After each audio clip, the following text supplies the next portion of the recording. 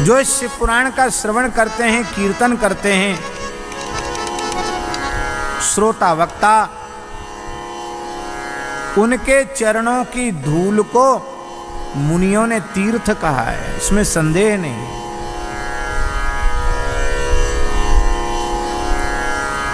जो भगवान शिव के चरण कमलों की प्राप्ति करना चाहते हैं, उनको अत्यंत भक्ति पूर्वक शिव पुराण का श्रवण करना चाहिए। जो श्रवण करता है वो कर्मजाल को भस्म कर देता है। यत् पुण्यम सर्वदाने सर्वयज्ञेषु वा मुने शंभो पुराण श्रवणात् तत्फलम निश्चलम भवेत्। समस्त प्रकार के दान करने का, समस्त प्रकार के यज्ञ करने का जो फल है, वो फल इस शिव पुराण के श्रवण से निश्चल हो जाता है। ये साक्षात कल्प वृक्ष ही है। भगवान शिव के नाम रूप गुण लीला का कीर्तन इसमें किया गया है। कलयुग में लोग प्रायः दूषित बुद्धि वाले हैं, धर्माचार से शून्य हैं। उनके ऊपर कृपा करने के लिए भगवान शिव ने इस पुराण का ज्ञान स्वयं भगवान व्यास को प्रदान किया, और उन व्यास ने कृपा पूर्वक मुझे प्रदान किया, और मैं आप लोगों को सुनाने के लिए प्रस्तुत हो रहा हूं।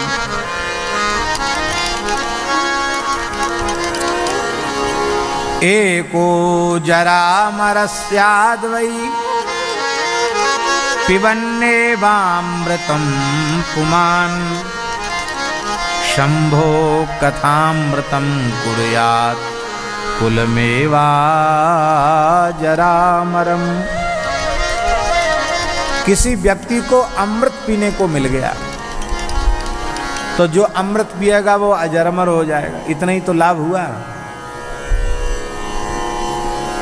किंतु शिव पुराणामृत का श्रवण करने वाला वो अपने कुल को अजर अमर बना देता है। अजर अमरत्व क्या है, बहुत ध्यान से सुने। देह का अजरत्व अमरत्व संभव नहीं है। देह को अजर अमर बनाने वाली वृत्ति तो दैत्यों में होती है, असुरों में होती है। आत्मस्वरूप में स्थिति यही अजरामरत्व की प्राप्ति है। अजरत्व अमरत्व की प्राप्ति क्या है? हम अपने आत्मस्वरूप में स्थित हो जाएं, यही अजरत्व अमरत्व की प्राप्ति है। हम भगवान शिव के चरण कमलों की सन्निधि को प्राप्त करके अजर अमर अविनाशी पद प्राप्त कर लें। यही है शिवत्व की प्राप्ति, ही अमरत्व की प्राप्ति है। इसलिए सदा सेव्या, सदा सेव्या,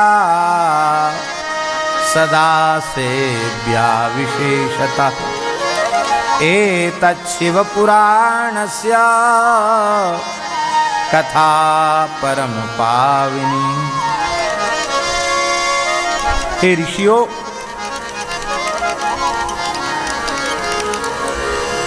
इससे अधिक इसकी महिमा में क्या कहूं।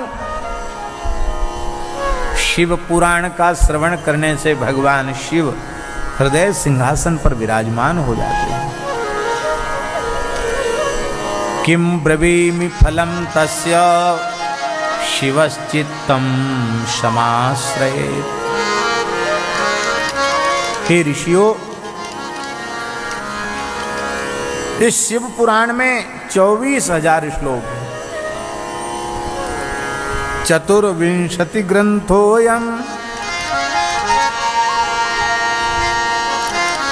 चतुर्विंशति सहस्रो ग्रंथोयम सप्त संहितः भक्ति त्रिकुसु संपूर्णः शृणुयात् तं परादरात्। शिव पुराण में 24,000 श्लोक हैं। 7 संहिताएं हैं। मनुष्य को चाहिए कि भक्ति ज्ञान वैराग्य से भली भांति संपन्न होकर अत्यंत आदर पूर्वक 24,000 श्लोक वाले 7 संहिताओं वाले इस महापुराण का श्रद्धा पूर्वक श्रवण करे। सबसे पहली संहिता क्या है, बहुत ध्यान से सुने।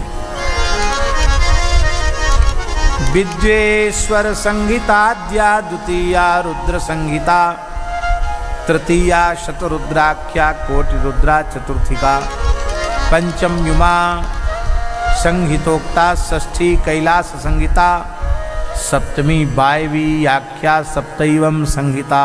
यह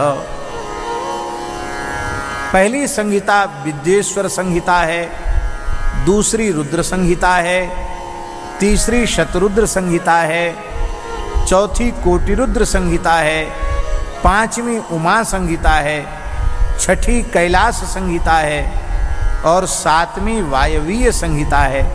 इस प्रकार से 24,000 श्लोक और 7 संहिताएं इस ग्रंथ राज में हैं।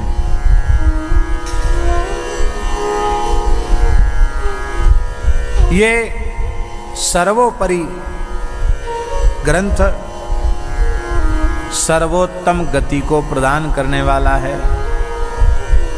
जो श्रद्धा पूर्वक इसका श्रवण करता है, पाठ करता है, परिपूर्णम पठेद्यस्तु सजीवन मुक्त उच्यते।